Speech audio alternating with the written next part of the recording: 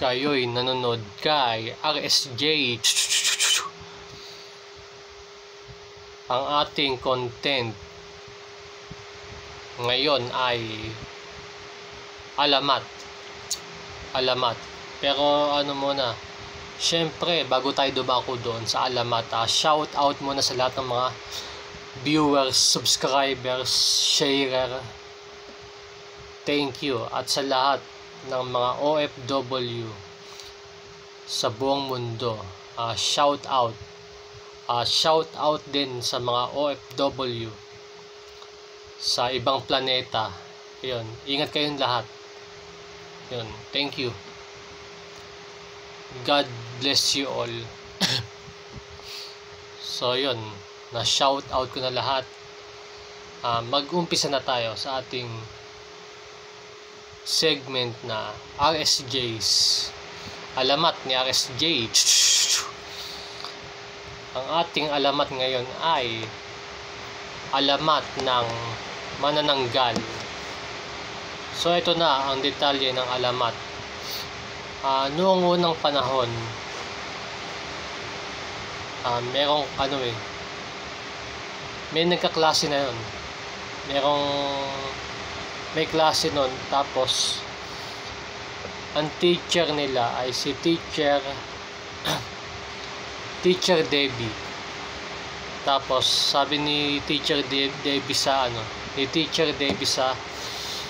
mga estudyante niya, our lesson for today is about capital. So inisa-isa niya na yung mga student niya. Recitation yun, recitation. Tinanong niya yung isang estudyante, ano ang capital ng bansang Japan? Sabi ng student, Tokyo. Very good.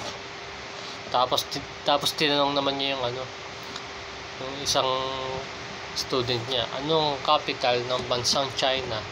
At ang sabi ng estudyante, Beijing. Tama. Tapos tinanong niya yung isa pang student, recitation yun one by one ano ang capital ng bansang Thailand? Ang sabi ng student, Bangkok. Tama.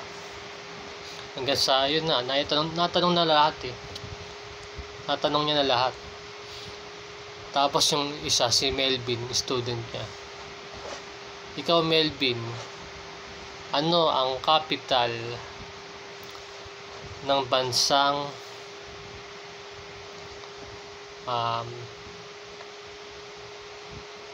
France?